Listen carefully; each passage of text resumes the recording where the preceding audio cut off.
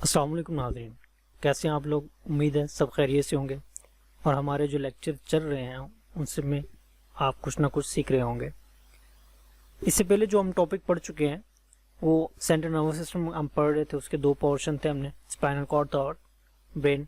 Brain का हमने बहुत सारे पार्ट्स, उनके टोटल 3 थे, 3 में से हमने एक डिटेल में पढ़ लिया है, 2 आज करेंगे और ये आपका टॉपिक इसमें वाइंड अप हो जाएगा। आज का जो टॉपिक है वो बेसिकली मिड ब्रेन से स्टार्ट होगा, ठीक है। तो उसको हम डिटेल में देख लेते हैं कि वो आगे आज के टॉपिक के अंदर क्या क्या चीज़ें शामिल हो सकती हैं। फर्स्ट वाला जो टॉपिक है हमारा मिड ब्रेन का है, ठीक है। जैसा कि आपको नाम से पता चल रहा है कि एक दरमियान वाला दिमाग होता है। टोटल हमने 3 हिस्से पढ़े थे, फोर ब्रेन, ठीक है, mid brain and last one हमारा क्या है, हिंड ब्रेन है। तो मिड ब्रेन के अंदर क्या चीज़ें हैं, ये बेसिकली जो दोनों आपके जो 2 पोर्शन हैं आपके फोर ब्रेन और हिंड ब्रेन के दरमियान एक ताल्लुक कायम कर रहा होता है। अब इसके कुछ ना कुछ जो ऑर्गन जो नर्व्स होती हैं वो आपके फोर ब्रेन से जुड़े होते हैं और कुछ इसके जो पोर्शन होता है वो किसके साथ जुड़ा होता है, हिंड ब्रेन के साथ मिले होते हैं। लेकिन इसका एक बुनियादी मकसद क्या है, बेसिकली ये क्या, आपकी जो इंफॉर्मेशन होती है वो एक दूसरे के साथ डिवाइड कर रहा होता है, ट्रांसफर कर रहा होता है। इसके बाद इसके बहुत सारे कामों में से जो इसके कुछ हिस्से हैं वो आपके दिखाई देने के लिए भी आपकी आंखों के साथ मिलकर काम कर रहे होते हैं और आपके कानों के साथ मिलकर भी अहम किरदार अदा कर रहे होते हैं। ये तो एक छोटा सा टॉपिक था इसके अंदर, ठीक है। अब हमारा नेक्स्ट जो टॉपिक है वो देख लेते हैं, हिंड ब्रेन, जिसको हम लोग ज़ेरी दिमाग, नीचे वाला दिमाग का जो पोर्शन होता है, नीचे वाला हिस्सा, उसको हम देखते हैं। उसमें टोटल 3 उसके फर्दर डिवीजन है, ठीक है, सेरिबेलम, पोन्स और मेडुला, CPM भी कहते हैं हम इसे। तो सेरिबेलम के अंदर क्या चीज़ें हैं वो भी हम डिटेल में देख लेते हैं। सबसे पहले एक नज़र देख लेते हैं कि ये सब चीज़ जो आज हम पढ़ने जा रहे हैं हिंड ब्रेन को, उसके अंदर क्या क्या चीज़ें शामिल होती है। ये वाला जो पोर्शन है, ये वाला, ठीक है, ये जला जो है ये सेरिबेलम कहलाता है, ठीक है। इसको हम छोटा दिमाग भी कहते हैं, ये भी दिमाग की तरह की इसकी सारी शेप बनी होती है। क्लियर होगी। ये वाला सारा पोर्शन क्या है, ये आपका क्या है, सेरिबेलम कहलाता है।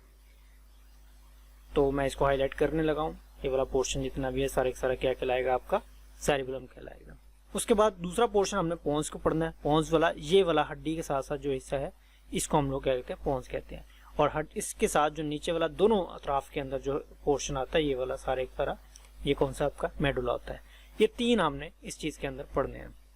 तो 1 बाय 1 करके देख लेते हैं तीनों में क्या डिटेल है। सेरिबेलम, जैसे कि मैंने ऊपर भी जिक्र किया कि इसको लिटिल ब्रेन भी कहते हैं, ठीक है। ये वो जो इसके अंदर क्या क्या चीज़ें होती है, हमारी जितनी भी इंटेंशनल मूवमेंट्स होती है वो सारे सारा इसके अंदर काम होते हैं। इसके भी कुछ कैरेक्टरिस्टिक्स है, उसको 1 बाय 1 मैं आपको एक्सप्लेन करता जाता हूँ। इसका जो मेन मकसद है, जो मेन सबसे इंपॉर्टेंट इसका वर्किंग होती है, वो सारी सारी हमारी जितनी भी मूवमेंट्स होती हैं, जितना भी हमारा रुकना होता है, वो सारा सारा इसको कंट्रोल कर रहा होता है। इसका जो टोटल वेट होता है 1/10 होता है, मतलब टोटल ब्रेन का जितना भी होगा उसका 1/10 इसका बराबर होता है। और ये कहता क्या है, ये जो दूसरे दिमाग के जो डिफरेंट हिस्से होते हैं उनके दरमियान एक रिलेशनशिप बनाता है, उनके दरमियान एक कनेक्शन क्रिएट कर रहा होता है। और या जिस्म के जितने भी हमारे वर्किंग होती है उन सब के अंदर ये क्या काम कर रहा होता है, एक रब्त पैदा करता है। रब्त कहते हैं रिलेशनशिप को कहते हैं। अब इसका मजीद काम ये है कि ये आपके जितने भी आजलात होते हैं उनको सख्ती को बरकरार, फॉर एग्जाम्पल अगर आपके अंदर हड्डी जितनी सख्त होती है ना वो सारी इसलिए, फॉर एग्जाम्पल अगर आप खड़े हैं तो आप खड़े होने के लिए आपको स्ट्रेच होना पड़ता है, आपकी टांगों को स्ट्रेच होना पड़ता है। तो वो क्या, ये काम कर रहा होता है। जितने भी आपके इंटेंशनल मूवमेंट्स होते हैं वो सारे सारे यही काम कर रहा होता है। स्केलेटन के जितने नर्व्स होते हैं उसके जो 12 पेयर्स होते हैं, 12 जोड़े, ठीक है, याद रखिएगा 12 पेयर्स, ठीक है, वो इसी सेरिबेलम के थ्रू ही आपके स्पाइनल कॉर्ड से मिलते हैं, ठीक है, जो इंफॉर्मेशन सेंटर बनाते हैं। अब देख लेते हैं कि अगर इसमें कुछ खराबी हो जाए तो आपको क्या उसका इफेक्ट होता है आपकी बॉडी के ऊपर। सबसे पहले तो अगर इसके अंदर खराबी आ जाए तो सबसे पहले आपका जितने भी सेंसरी और मोटर फंक्शंस होते हैं, फॉर एग्जांपल आपके रुकने, छूने, हिस्से जितने भी सेंसरी जितने भी आपके काम होते हैं वो सारे के सारे क्या होते हैं, खराब हो जाते हैं। उनके दरमियान कोई रिलेशनशिप नहीं रहता है, बल्कि वो ऑटोमेटिक हो जाती है हर चीज़। मतलब फॉर एग्जाम्पल एक छोटी एग्जाम्पल की तो अगर आप सीधा चल रहे हैं तो लड़खड़ाने लग जाते हैं। इसको मैं आगे जाके मज़ीद एलोबरेट करूँगा इन चीज़ों के अंदर।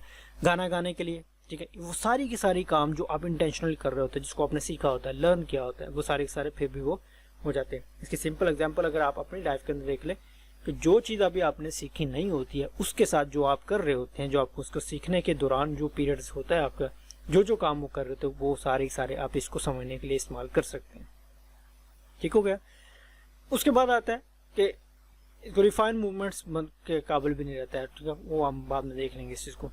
इसके बाद कुछ ऐसे एक्सपेरिमेंट्स भी किए गए हैं जो बर्ड्स पे किए गए हैं, उसके अंदर क्या, अगर इसके अंदर कोई ख़राबी पैदा हो जाती है तो वो क्या, ज़मीन उड़ नहीं पाते हैं, ठीक है। वो आपने कई बार देखा होगा कि कोई परिंदे ऐसे होते हैं जो कि वो ज़मीन पे पड़े अपने परों का हिलाते जा रहे हैं लेकिन वो उड़ नहीं पा रहे होते हैं। ज़्यादातर एक्सपीरियंस मक्खियों का रहा है, ठीक है, वो भी आपके काम उनके जो उल्टी हो जाती हैं फिर खड़ी नहीं हो जाती, तो क्या होता है, ये सब चीज़ों के अंदर वो एक इररेलेवेंट सी सिचुएशन बन जाती है, तो इसके अंदर वो काम नहीं कर पाते हैं। देन आ जाता है पोन्स।